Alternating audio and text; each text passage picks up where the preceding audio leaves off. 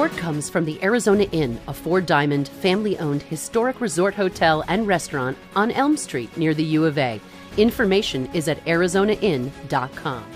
Hello everyone, I'm Tucson Weekly senior writer Jim Ninsel, your host for Zona Politics. Today we're hosting a debate on Prop 123, the education funding proposition that voters will decide this Tuesday, May 17th.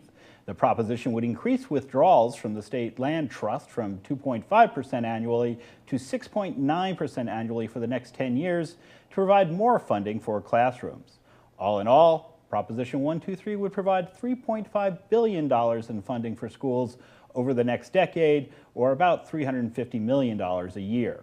Joining me to debate the pros and cons of Prop 123, Jason Freed, president of the Tucson Education Association, who supports the measure, and Morgan Abraham, chairman of the main opposition campaign to Prop 123. Thank you both for being here. Thank you. Jason, let's start with you. Why do you think voters should support Prop 123? Well, we've got to start with the understanding, and I think that we all agree in Arizona that we've done a poor job in funding public education as a state, and we've done a poor job for a number of years. And so we look and we realize we've got to fix this now.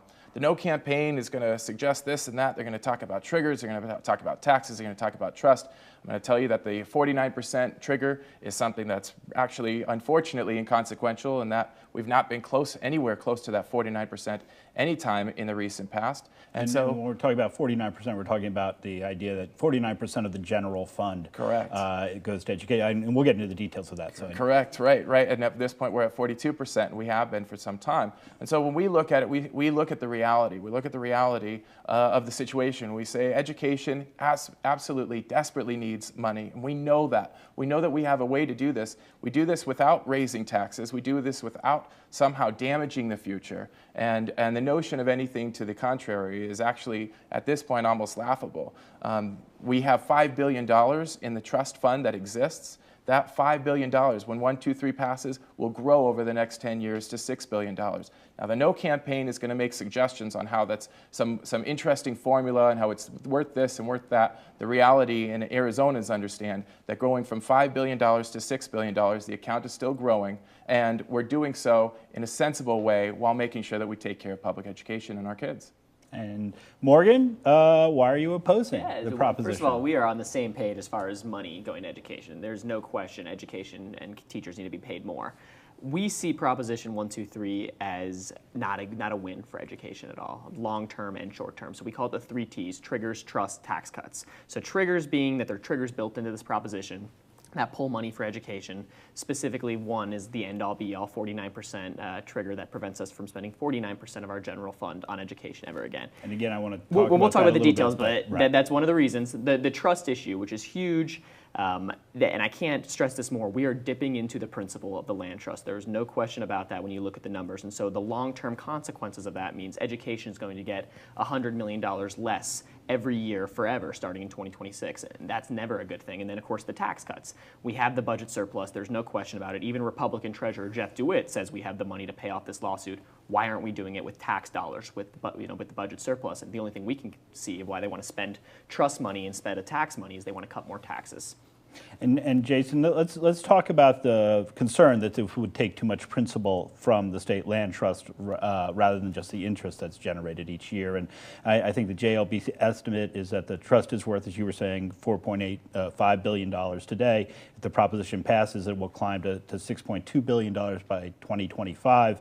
But without the proposition, it would grow to $9 billion, which would give you more annually in the long run. But you're not that concerned about that. The reality is when you start saying, we know that we need these funds urgently. If you're a 6th grader in a school anywhere in Arizona, you have only known budget cuts in the state of Arizona. So when we look at that reality, we have an opportunity to say, no, we're going to reverse that trend. We're going to increase funding. We're not going to do that on the backs of future generation. Another statistic that's significant is that the land itself is valued at $70 billion. And so when you say that we've got a trust fund that's worth $5 billion, that will continue to grow. And then it's backed by land worth $70 billion. This is an appropriate use. We've been underutilizing these funds, which really is criminal to the kids that are in education right now. We can't wait until sometime down the road when litigation or this or that. We need these funds. We need these funds now, and we have a way to do so in a sensible way. And Morgan, you are concerned about the I am dipping into the concerned. fund. Every financial planner in the state is concerned. Anyone who does finance for a living is concerned about this, because there's no question that when you draw 7% out of a trust fund, a cash account that's invested in stocks and bonds, you're depleting the principal. So the raw numbers are, right now we pull out 2.5%. And we only get 6% on that as a return. So if you factor in inflation, that's about a wash. But drawing that up to 7% is just ridiculous. So there's no question we're drawing money at the principal. The question is, why are we spending future teachers and future students' money when we can just spend it right out of the general fund? And well, yeah, I mean, what's very frustrating and troubling for me as a classroom teacher, and I've spent my entire professional career as a teacher, and I represent now as the president of Tucson Education Association, I represent teachers in classified. It's the outside forces telling the insiders how they should be doing their business. And I've got to tell you, go to a school right now, ask those folks, ask them, ask them about the basic things that are not provided for our kids, and so then say, are you okay with waiting 2 years? Are you okay with waiting 5 years? And they're not. We need this desperately. And so the notion that on the outside they're saying that, I'm a father as well, and I am not okay with the funding that exists in education right now, and I'm going to do everything that I can to increase that funding for my kids and for the students in Arizona schools. So I realize he said outsiders versus insiders, but by outsiders he clearly means the citizens that have grandchildren and future teachers and future students, and insiders he means current teachers. So Jason only represents the current teachers right now. There was no negotiation for the future in this Proposition 123. So I hate that kind of concept that this was an insider deal. No, we weren't a part of this. The future generations of Arizona had no say in Proposition 123, and we're the ones who are paying for this, and we're the ones who are getting hurt by this.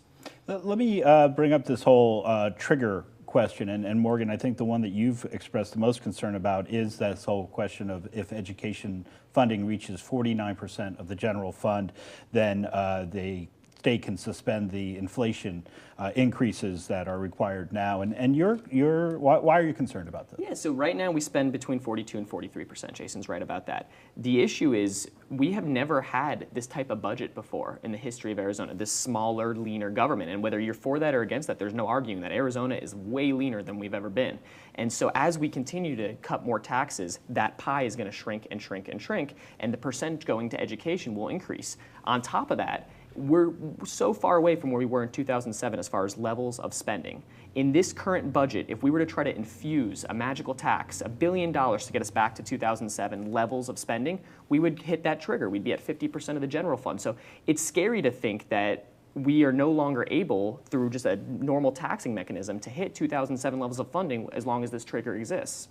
And you're less concerned about us reaching that trigger. Well, we don't have any reason to be concerned about reaching that trigger, and that's just the reality. Whether you like the current legislature or you do not, whether you like or do not like the current governor, the reality is that there isn't $1 billion that is going to be pumped into this system, regardless of what the state budget looks like. And if that were to be the case, then what would have taken place this summer is the governor would have written a check and settled this. That's not what happened. We have Proposition 123, and when I talk about the insiders, I'm talking about people in education, I'm talking about teachers, I'm talking about education group, and I'm talking about those are people who, like me, it's not just about today, it's about the next 10 years, and it's about the future after that.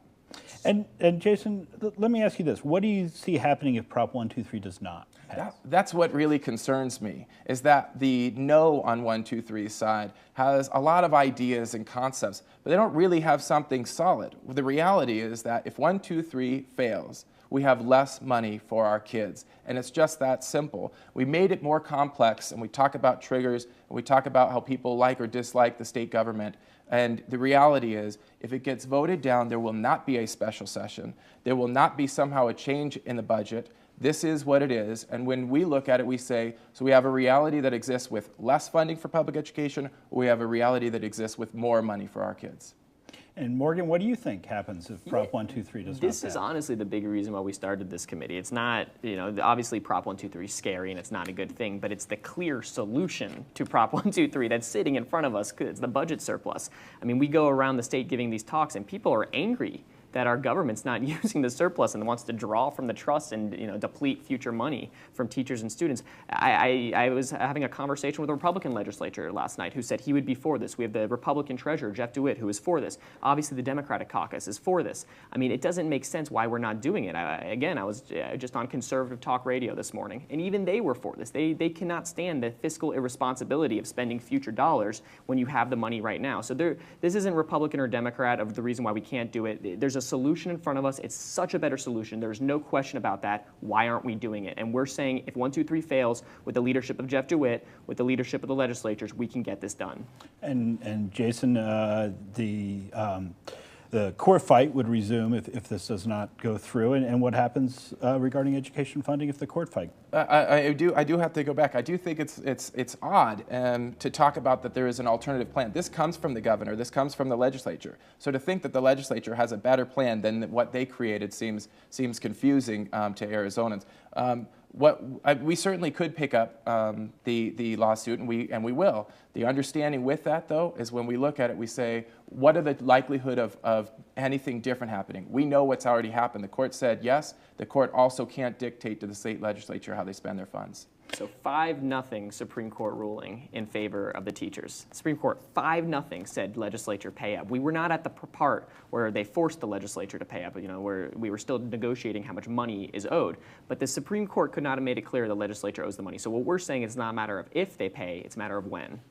But they could tie it up in court for some time with sure, and that's of course without the political reality. We see that there's easily a coalition based on legislatures on both sides of the aisle that we've talked to that can pass a budget using the budget surplus, not raising taxes, not cutting anything else, using the budget surplus to pass a bill that settles for exactly how much money Prop 123 gives schools. Okay. So we can do this hope and a dream for our kids and hope that there is this alternative plan that somehow Treasurer DeWitt has been able to magically make appear, as opposed to saying we're going to find a way to take care of our kids today. All right, we've got about 45 seconds left. I want you both to take 20 seconds and give your best final case. Jason, we'll start with you. Certainly, it's very simple. It's absolutely simple. The reality is our kids need the funding, our teachers need the funding. We absolutely must pass Proposition 123 on Tuesday. All right, and so there's no question Proposition 123 is not a good thing for education. That's already, that we've already figured that out. The question is, do you see a political reality to get money to schools? And we are saying yes, there is. The Republicans are for it. The Democrats are for it. We can get a budget passed that has this budget surplus money to settle this lawsuit, and we don't have to do the negative things of Proposition 123. All right. Well, voters will decide on Tuesday, May 17th. Thank both my guests, Jason Fries from the Tucson Education Association and Morgan Abraham from the No on Prop 123 campaign. We'll be right back with state lawmaker Bruce Wheeler.